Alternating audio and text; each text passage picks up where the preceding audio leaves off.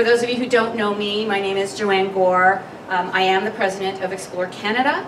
I am also as I say, a B2B marketer who's passionate about print. I have my own agency, Joanne Gore Communications, where I help companies of all sizes maximize their marketing and communications efforts. So I took copious scribbling notes when I found out that I was going to be moderating this panel. And so bear with me as I try and read my own writing. So I would like to introduce the panel.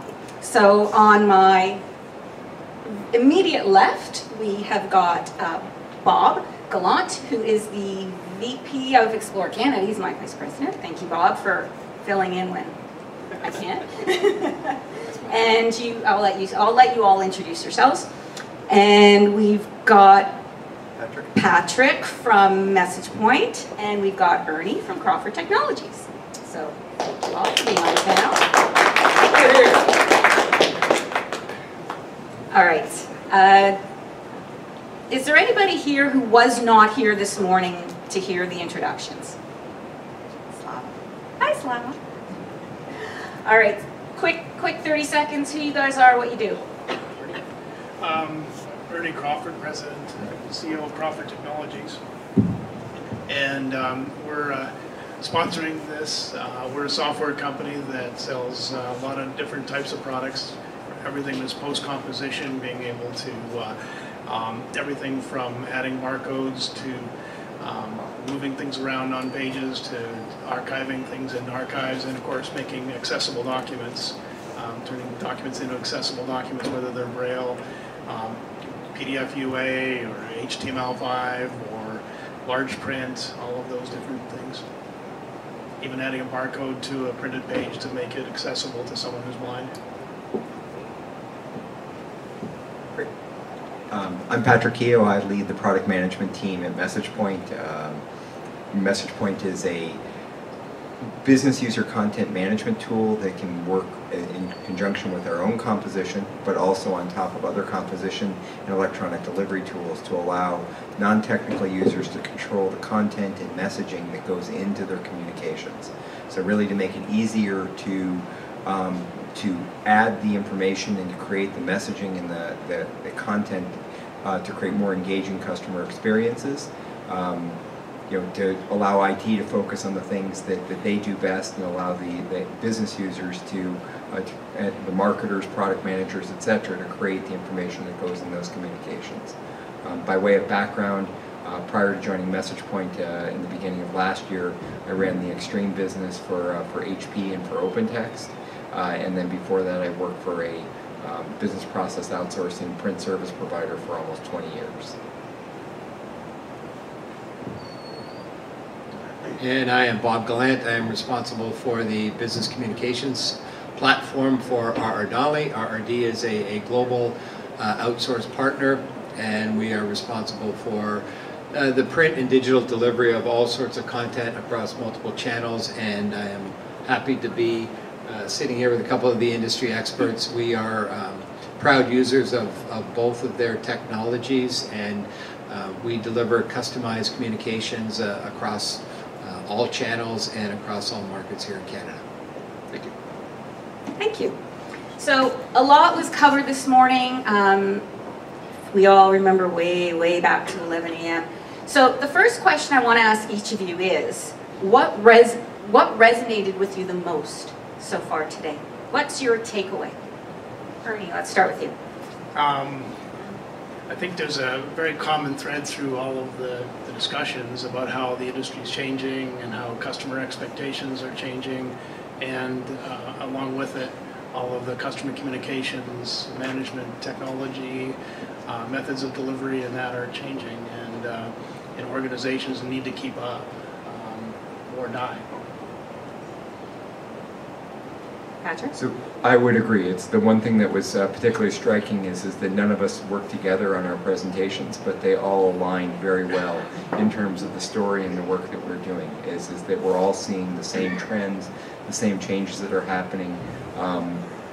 Certainly as we look at our customer base, the majority of their communications are still in print or page-oriented communications, but they're all very quickly moving into digital communications, starting with email, moving to web, moving to conversational voice channels or chat type channels. So it's there is an evolution that's happening right now in the customer communication space, but the same premise and the same processes that exist in many organizations today are crucial going forward. And when we look at least when I look at the other people that are out there in this space, the people that are coming at this from a marketing perspective or a traditional web perspective, they don't have the same process and controls that people that have historically done customer communications have done, the people that are explorers have done. And I think that's apparent in the conversations that we heard today, and I think that's an opportunity for everybody, us as vendors, but also for everybody in the audience to take those skills into your organization and do more with them.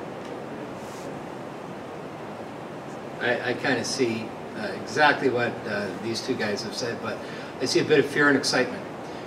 If you think about what the future holds our industry, those of us that have been in it for a long time, most of us have evolved out of the print world. Even Explore, if you look at the foundation of Explore, it was all about print and print technologies and hardware and speeds and feeds, and then ultimately evolved into more of the software and workflow and started looking at the digital ways that we can augment print.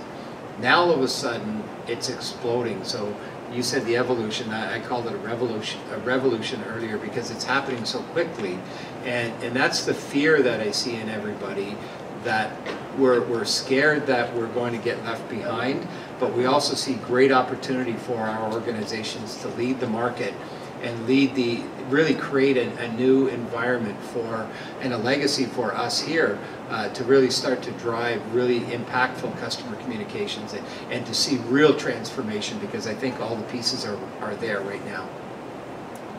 Oh, thanks.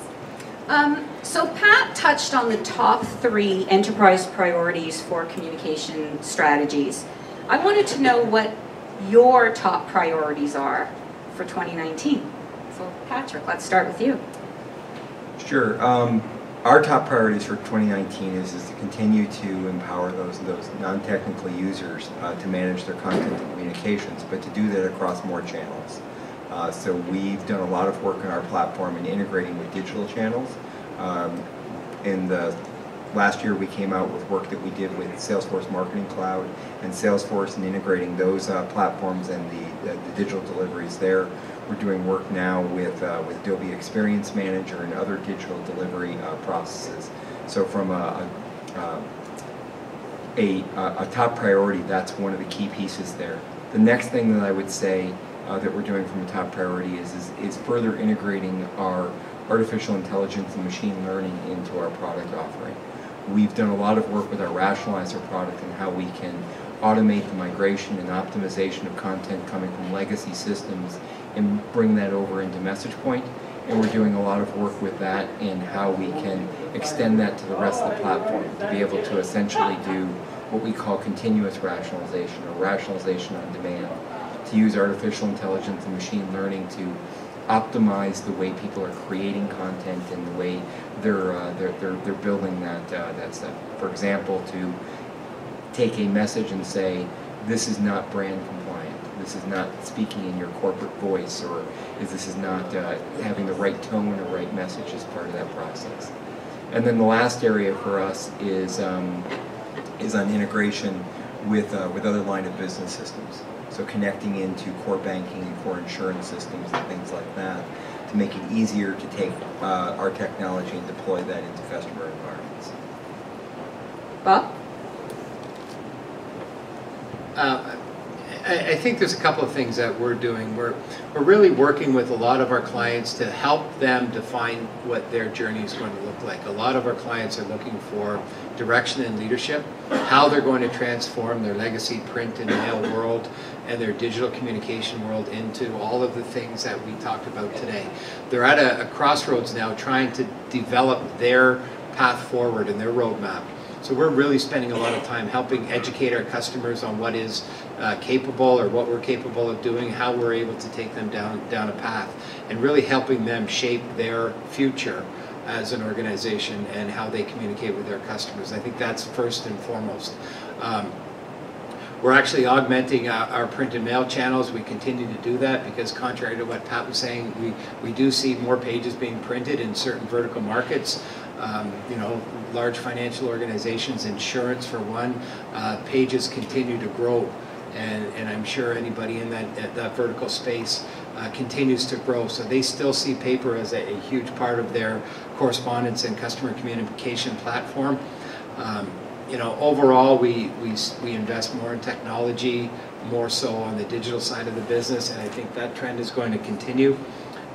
Just really, I think mostly it's about the coming 6 to 12 months is helping customers land on that roadmap, and as I was mentioning earlier, how to start the journey, and that's taking those small steps instead of these giant leaps. Ernie? All right.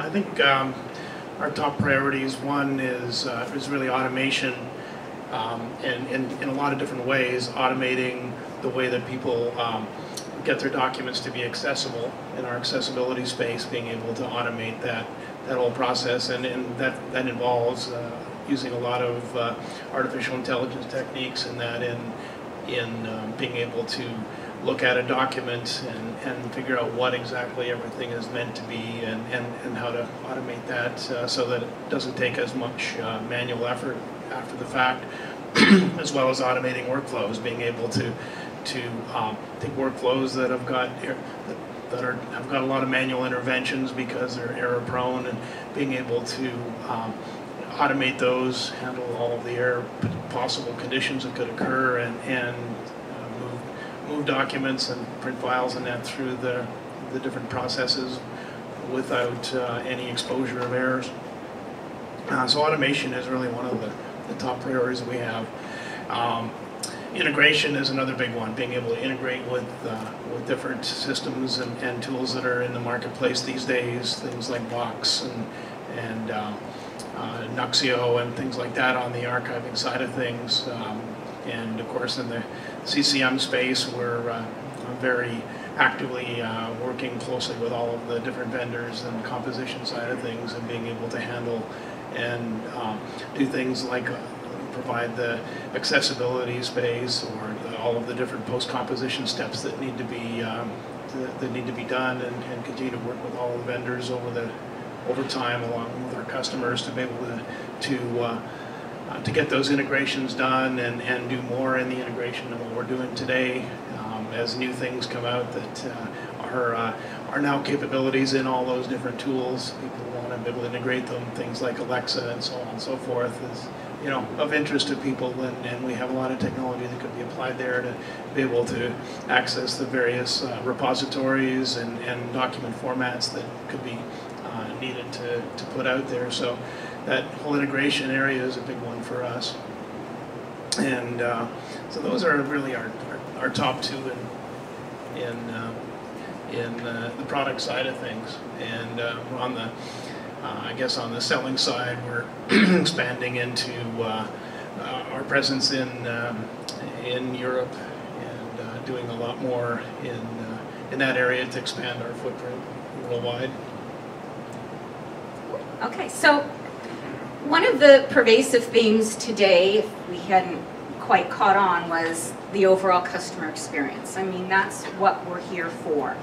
And a few sub-themes and sub-topics came out throughout the day, and one of them being the ability to empower the customer, and that true omni-channel experience that the customer is expecting today, that relevant, real-time experience.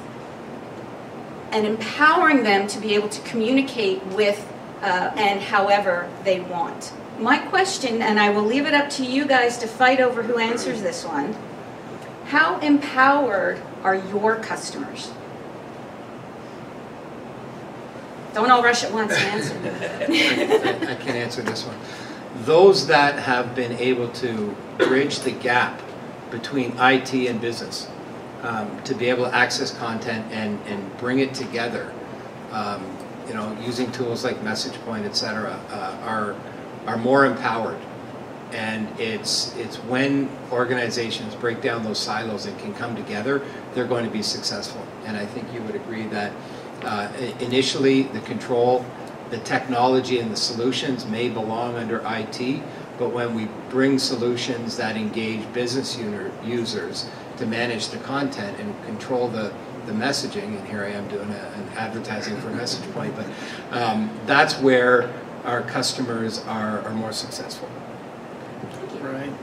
I see another area that we're empowering customers, the end customers, with the whole area of letting them decide easily how they want their documents delivered, rather than forcing everybody through one approach.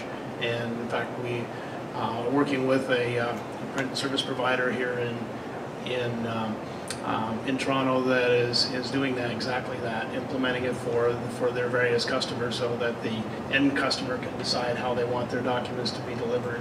And just as some of the large banks have their different ways to be able to let the customer decide, and we're doing the same thing on organizations that don't have the $1 million web budget and that, to be able to let the end customer decide for each document type. Do they want it on paper? Do they want it electronically? Do they want it in Braille? Do they want it accessible format like large print? So those letting the end customer be empowered to make those kinds of decisions and not have to force them to phone into a center every month to get their delivery method changed. Yeah, and I wasn't entirely clear whether you meant the end customer or our customers. Our clients. So our customers. So I would agree wholeheartedly with Bob's positioning. I think our customers are doing a great job using our tools to manage that content and control that experience. But I think it's not enough, and I think Ernie really touched on that with things like having preference management, which is not something that our tool supports. Crawford does provide good capabilities around that, and you have to look at the problem holistically. You have to say, what are the aspects of control that we want to provide? So doing things like preference management, providing the right tools to manage the content and the experiences that go in those communications. But you also then need to start thinking about it from the end customer's point of view. There needs to be more work on design and experience and what the customers are looking for in that document, that engagement, that experience, rather than what are your organizational capabilities. I think that's, when I look at our clients, I think some of them do an outstanding job. Some of them are on a journey, and they're maybe not quite there yet. But I think doing things like building centers of excellence and focusing that work into unified teams and engaging with consultants that can provide design and other guidance and expertise helps them to be more effective in doing it. One of the biggest struggles for us as a tool vendor is when people have a very powerful tool but they don't choose to implement it successfully. I think that Pat talked about that, and I think you talked about it as well, Bob, is that you can use crappy tools and create great results. It's really hard to do that, but you can also have great tools and produce terrible results. So a lot of it is being focused on what you're doing and being intentional about how you create those communications. Those are pretty good answers, right? I thought they'd want to beat me up with that one. So talking about the end user. So again, simplified terms, we've got product vendors who sell to the large enterprises for the most part, banks, insurance companies, who then use the solutions to deliver a better customer experience to the end customer. My question to you is, when it comes to those conversations, and I think again it was Pat who mentioned how important it is for everybody to be in the same room together and collaborate and come up with ideas, and that means the vendors as well as the customers. How often are you invited to actually participate in some of those end user discussions, or is it always sort of this monkey in the middle kind of experience where you get your marching orders from your client who gets them from their customer, and is there a bit of broken telephone? So I'll answer that, and then I'm sure Bob will have a much better answer than I do. In our business, we have a communication services team. So we have a team that specifically helps our clients to realize their design aspirations, and we do something that we call the integrated approach. So that communication services team is really artists and designers that are creating communications, but they're people that understand the capabilities and limitations of the technology that they're working with. What we oftentimes see is that when those things aren't done together, you end up with a beautiful design that's impossible to implement. And when they are done together, that's the first step. What we always advocate when we work with our clients on a project is to do iterations, look at a design, but then focus that. Do testing of that with the actual customers, do focus groups, do pilots, do A/B analysis, and actually see how those resulting changes are actually impacting the process. And when we look at customers like, we had IWCO speaking earlier today, they actually do a tremendous amount of A/B and multivariate testing with their communications because they're driving marketing results, and they create different versions and variations of that, and they test the response rates of those things through that process and see whether I have my Johnson box below the fold or above the fold in a communication, whether I spray something on the inside of, or on the outside of the envelope, or I have a plain envelope. Which of those things result in better marketing processes? We would love to see people that are creating transactional communications do more of that kind of work, because I think that the techniques and the processes that occur in direct mail and in marketing programs are directly applicable to reducing call center volumes and improving people paying their bills and doing those things. And that's something we don't see as much of as we'd like. Wait, before you answer that question, I just want to know, I want to follow on this theme, and anybody can jump in on the subtext answer, but why do you think that's the case? And what can we do to sort of bridge that gap between the transaction space and that production printer space? My answer was going to kind of address it. So. Then I'll let you answer, and then I'll weigh in if I need to. There you go. Ernie, we're not forgotten. We haven't forgotten that. Well, I think from an R&D perspective, we see everything from those customers that maybe we have a relationship with a certain area of the business, whether it's purchasing or IT, and we're only engaged at a certain time or period in that customer journey. And whether or not we are considered a true partner in the overall customer communication management space within that organization. And those are successful, and we deliver a platform, we deliver solutions that meet the needs as defined. But also, at the other end, I think where we add a lot more value is when we are engaged up front, when customers recognize us as the organization that we are and able to provide value in the upfront design and understanding of the objectives of that communication. I talked earlier about the credit card organization that said 90% of their calls into the call center were generated from the statement. Well, we took that. We were working with the client. They were going through focus groups and studies around the content within that one particular credit card statement. We were there with them up front. And once we did that, we were able to build the entire workflow, the entire system from start to finish, help with the design, help with the content mapping, help with all of the deployment of the solution from start to finish. Much more successful overall for us and for the client to create a better customer experience. They've had better impact in the call center, etc., than if we are just at the tail end of the process invited in as, call it an output provider or a solutions provider. So I think that kind of dovetails into what you were saying, that we have to get upstream working with the client on the whole design and understanding of the objectives of the piece. So just to add one more answer to that for the reason why, is those clients and those customers that view their communications as an obligation and something that they have to do, generally don't take the time and the effort to do more. Those that see those communications and those engagements as an opportunity to differentiate themselves and to build customer experience, to build brand loyalty, to improve their overall process, those are the ones that we generally do that work with. And unfortunately, on the transactional side, there's more of the former than the latter. And it's changing. People like myself and R. Donnelly and Crawford and everybody else is out there advocating in the industry to do more. but there still is a mindset, I'm operations, this is what I do, I get X number of transactions in, and these transactions need to go out this day, it is an obligation.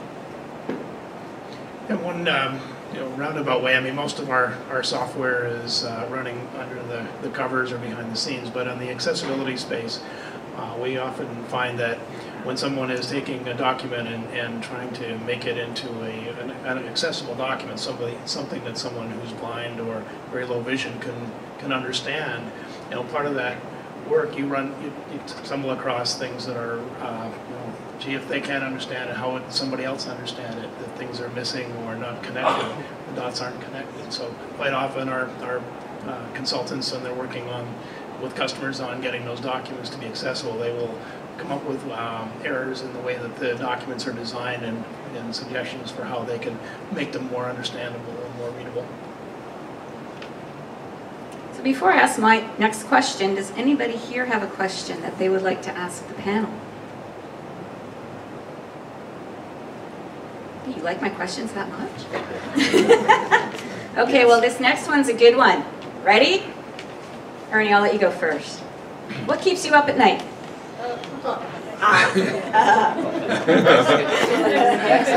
And you're not allowed to say children. Okay, children and pets are not part of the equation here. How about caffeine? Boy, that's a tough question. It's just understanding where, what's going to be next. When you hear somebody talk about what the next big thing is going to be, and of course it's that fear of missing out. What are you going to do about it, and how fast can you react? And is somebody like Google going to come along and try and wipe out this whole market space? That's really about it. We're doing very well and working with a lot of customers, and there's not much that keeps me up other than what could be the next big thing that could wipe us all out. But I think that's a long shot. So at first I would say that Google tried and gave up. Pony Express is dead, and it's not being resurrected. What keeps me up at midnight is a similar thing. It's how do we take all the great ideas and all the work that we're doing that we can do in our product and realize that in terms of capabilities and features that we can deliver to our customers.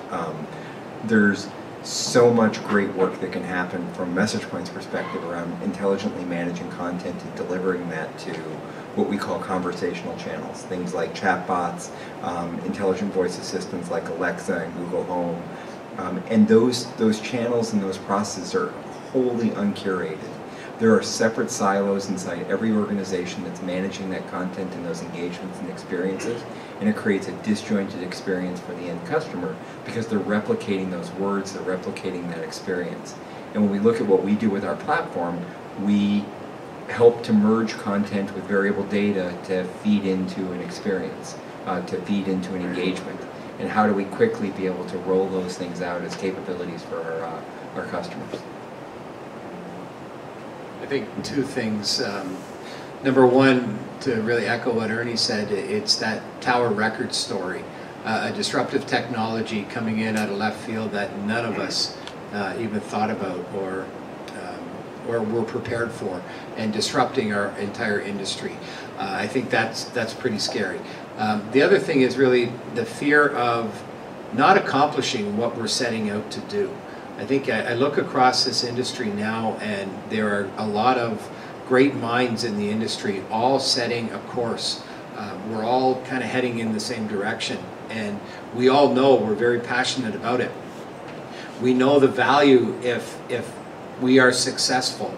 We know the value to consumers, to our organizations around the world, that if they take advantage of these strategies that we're developing, if we're not successful in bringing these to market, how much the market is going to miss out on our strategies and our vision.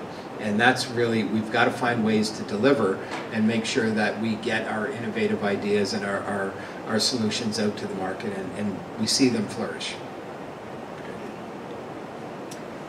So, hold on, I had a good question now, I forgot. How do you communicate with your own customers? So for our customers, we have dedicated what we call CSMs, Customer Success Managers. They're dedicated to each client and they focus and get feedback from them on the things that are important to them, whether it be managing an incident, whether it be explaining new technologies and new capabilities.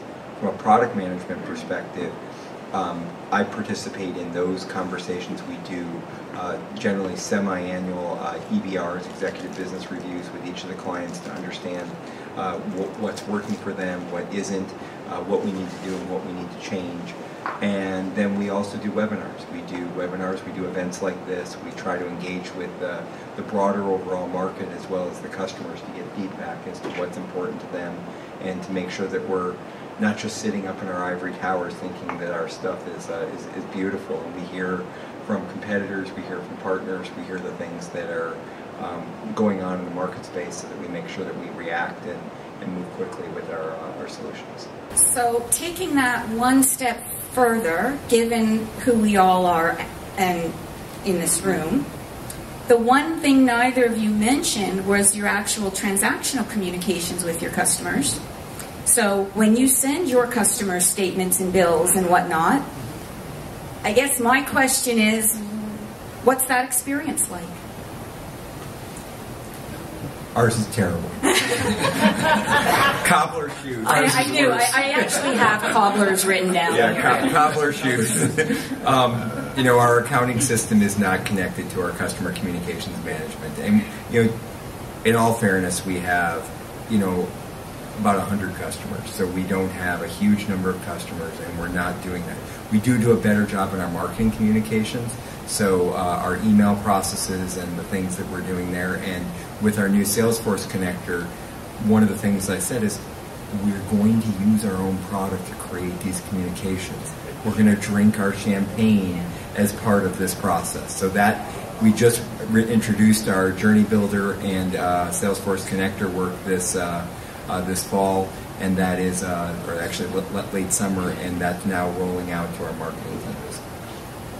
Like, I think we're just implemented a new accounting system that does integrate with Salesforce, and we'll be able to take advantage of that more. But today, I mean, all those communications with our customers is electronic. We don't have any customers that take paper bills, so we have moved 100% electronic. So, we're trying to just improve that. Yeah, we still have a combination of both digital and paper-based customers for billing, etc. And the good news is we don't see a problem with it. We are more B2B, so we're not talking about end consumer content where there's a lot of brand marketing, etc. going into the interactions. A lot of our transactions are electronic EDI type stuff as well as our invoicing. But our where we do have paper-based, like Patrick was saying, the cobbler's shoes has the worst kids, or the cobbler's kids has the worst shoes. We're probably in that same boat. I can't say too much because my boss is here. So, but no, we could definitely use some work. But I think overall, it's the problem is more about attracting consumers than impacting B2B organizations. As long as you can bridge that gap between buyers and sellers in a B2B world, the vehicle of managing billing and invoices, etc., is not as critical as it is in a B2C world. Would anybody like to comment on that before I go to the next question? Anybody? Come on, someone's got to have some opinion on this. Ask us a hard question. Well, I have a question, but it's not related to this. Go ahead. So have you found that moving to... Okay, is that better? Yeah. Have you found that now that we're moving more from paper-based either transactional statements or kind of one-time customer communication, that the compliance issues are changing as well? And if so, what kind of compliance issues are you seeing as we move towards electronic communication?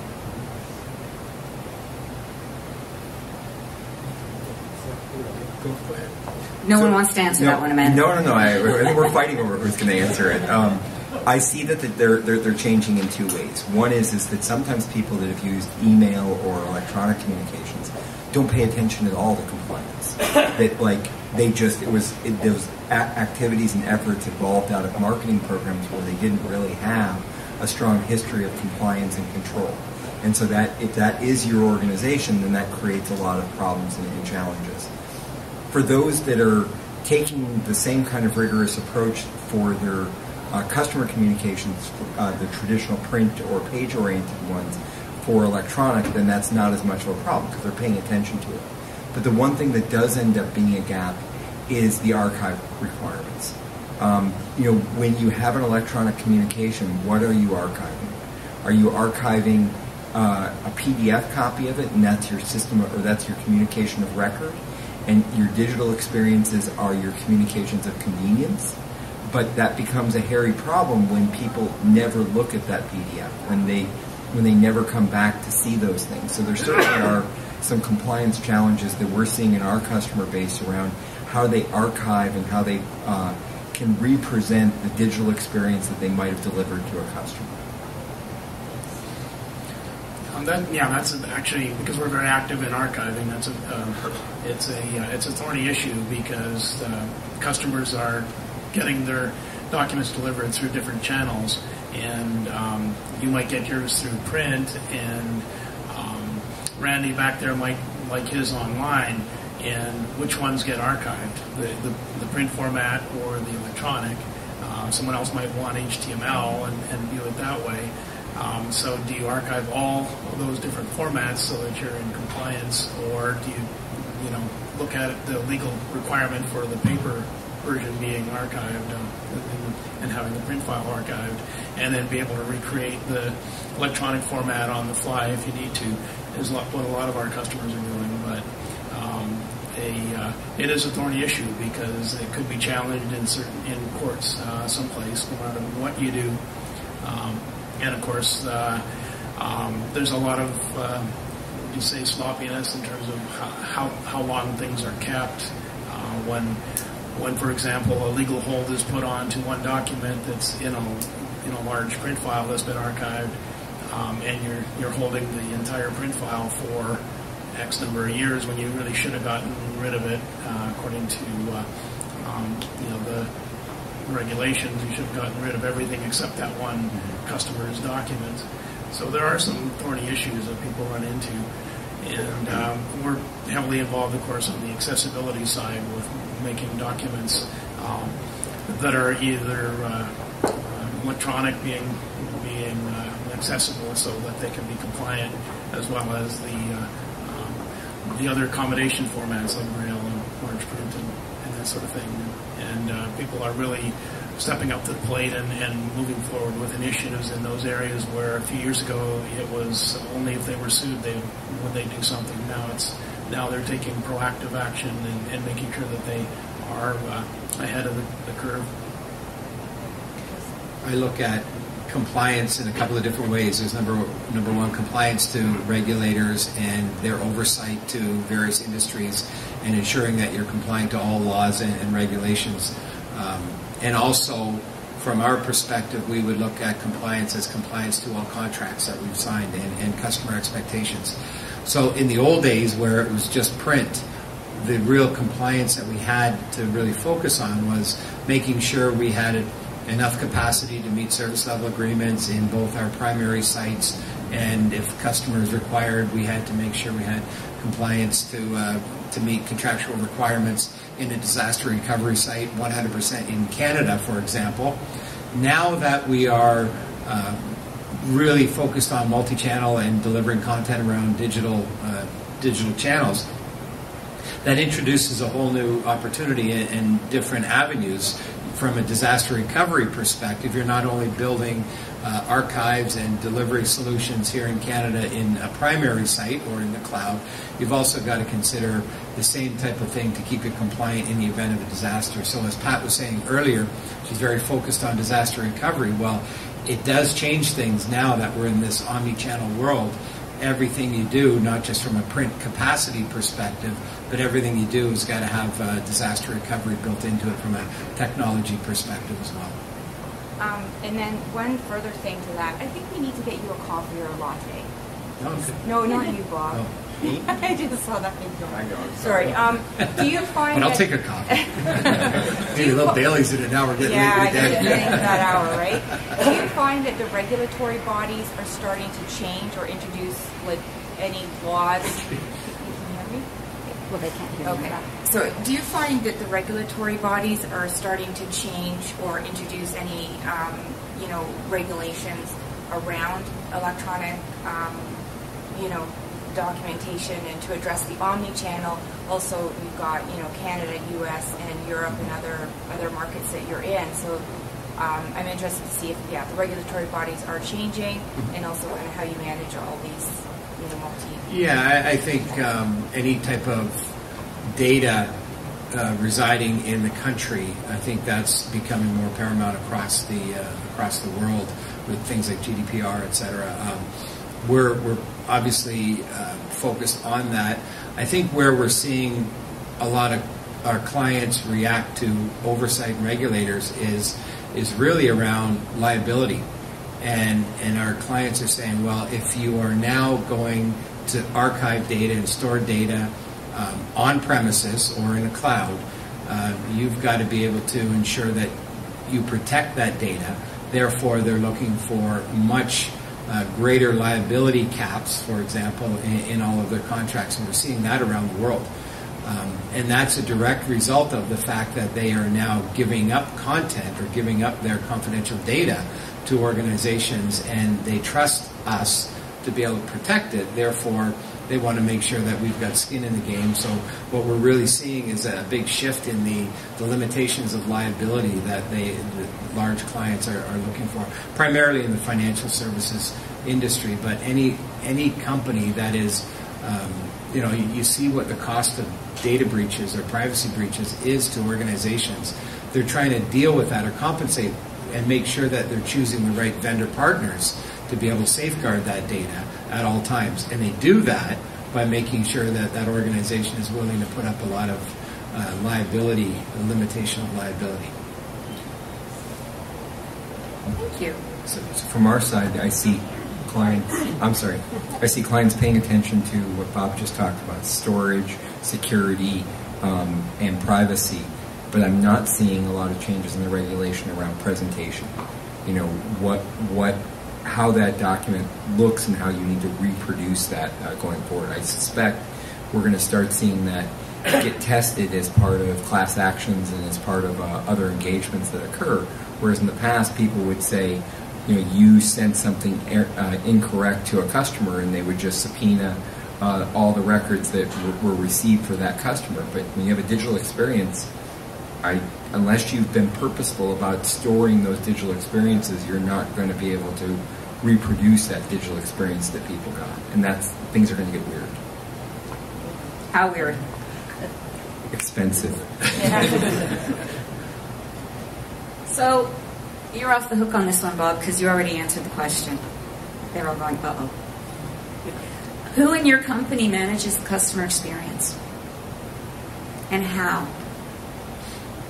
Customer experience, when in our company, customer experience is, I guess overall, there's the wholesale side of it, there's the pre-sale side, and then of course the post-sale, which includes the installation services, the post-sale support, and most of that's under our one organization that looks after the customers. Of course, the sales side is managed by our sales VP, and partners look after their customers. So there are kind of 2 points: the sales side, and then all of the services and support, after sales support and quality assurance, and that is all under Tim Cicero. So potentially, how many facets of your organization might communicate with a customer? Too many.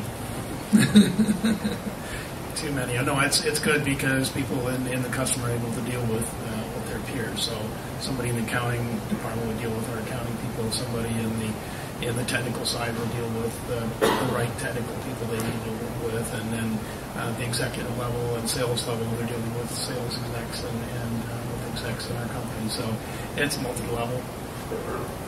In our organization, everybody's responsible for customer experience, because in almost every role and in every function, there is an engagement that occurs with a customer. It's not, certainly R&D is got limited engagement, but there are certainly situations where they are pulled into conversations with customers, and it's all part of that. So a lot of the things that happen for us is about our philosophy and how we engage with customers, how we put customers first as part of those processes, and that gets permeated in the culture of the company. There's a customer-first culture in terms of what we do.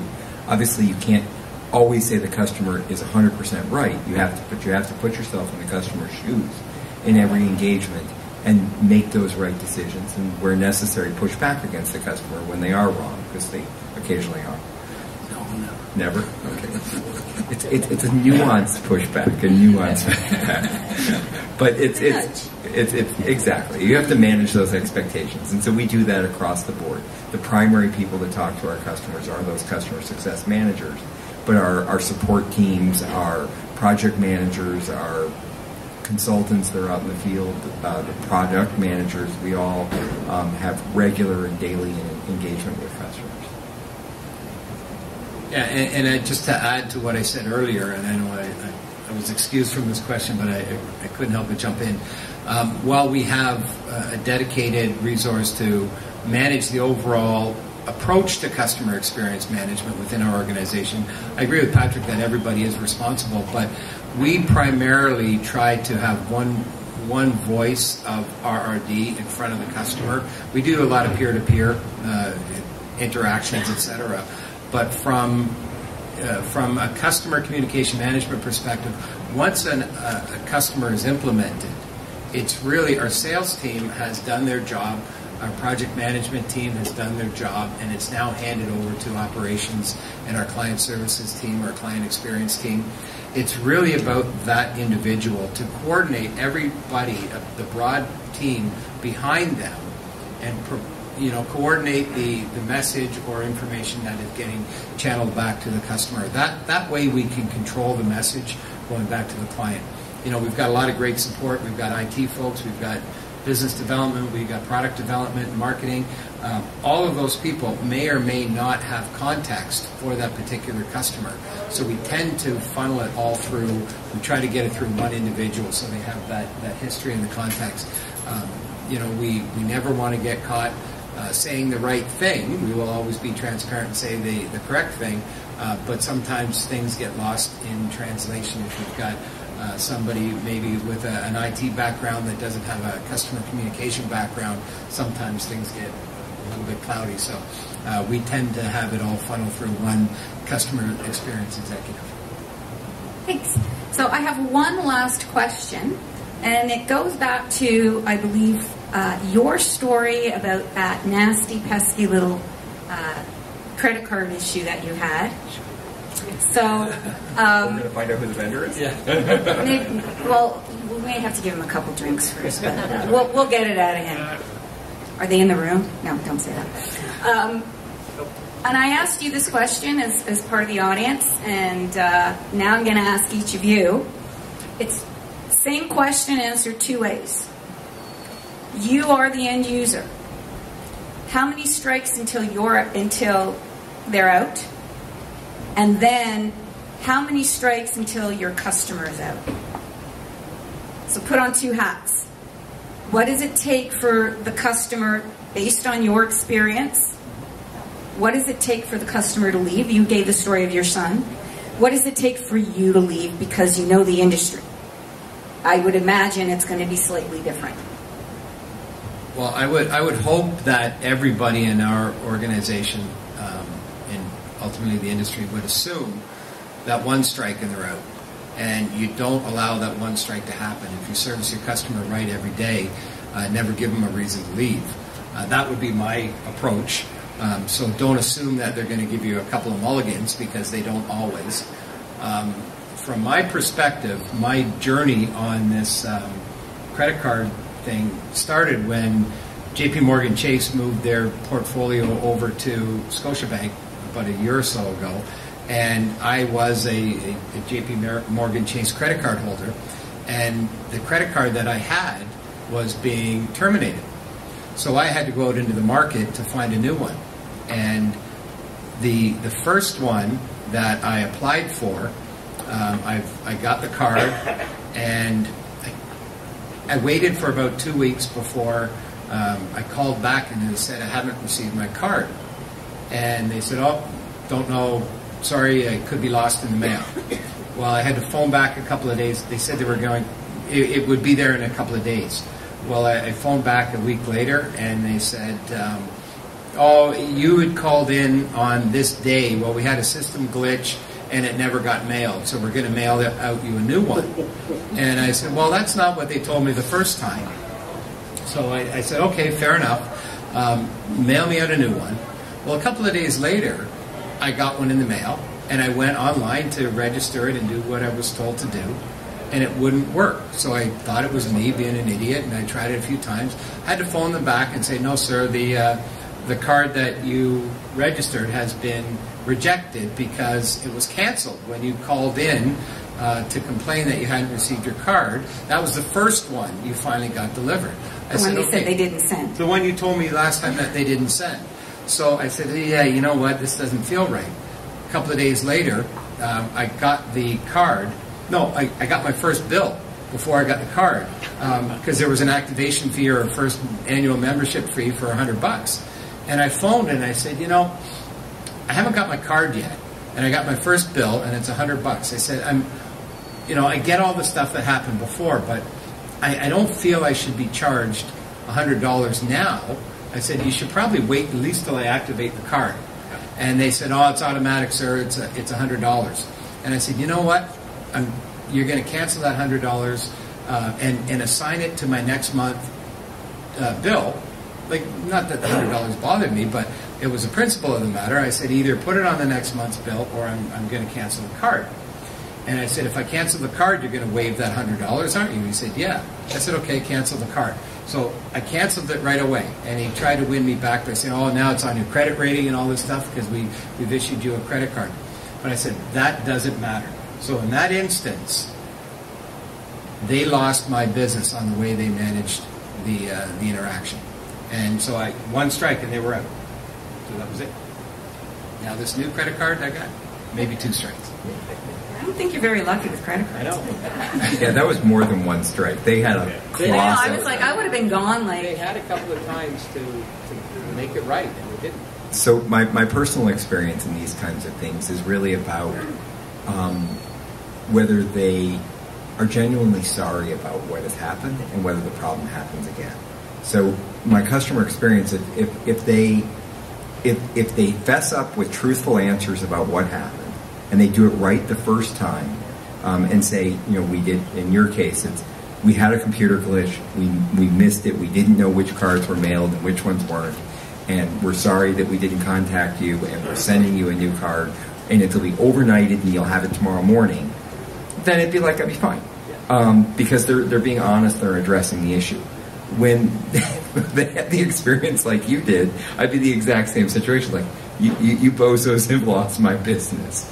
But it's also whether they screw up again. Consumers, and myself in particular, generally have long memories. And it takes a lot of great experiences with a brand or with an organization for you to erase those negative experiences as part of that process. At least that's my personal take on these kinds of things. And I'm actually generally very tolerant of stupidity that happens in these cases. I mean, I'll give you an example that I have with Delta Airlines.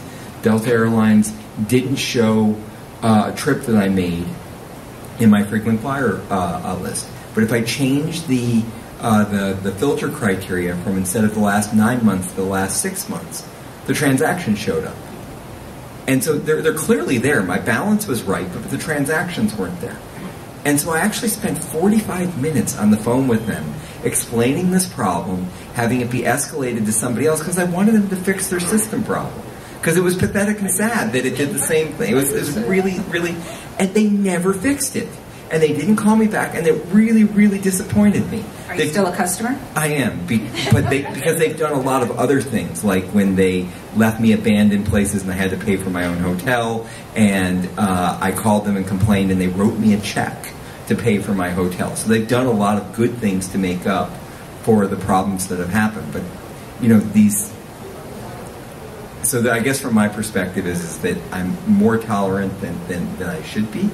Of things that are there, and I try to get them to fix it, but it bugs me when they don't actually fix it. Now, Harvey would say that because you live in Detroit, you have to be tolerant of Delta. That's very much the case. Although we have a coworker that lives in Minneapolis and is an American Airlines guy, and it's like, you live in Minneapolis and you only fly American Airlines. So every trip he goes anywhere is an all-day activity.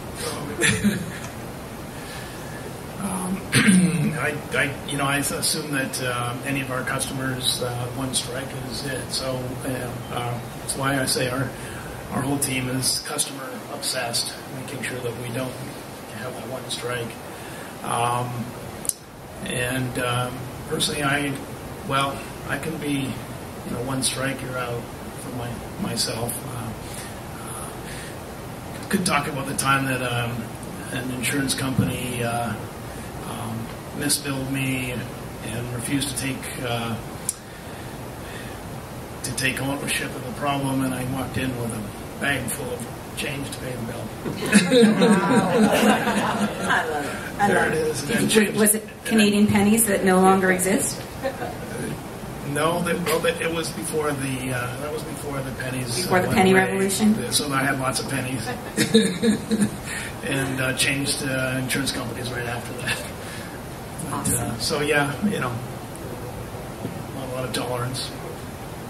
My experience with United in that there a number of experiences with them, and on their I don't use I use United, but I don't use their card. Any numbers at any of the frequent flyer miles there, I go on to Air Canada instead of United, because just too much of a hassle. Cool, thank you. So what the overall summation of what you guys are saying is, you can make a mistake, but as long as you own it, you're honest about it, you're transparent about it, and you do something about it.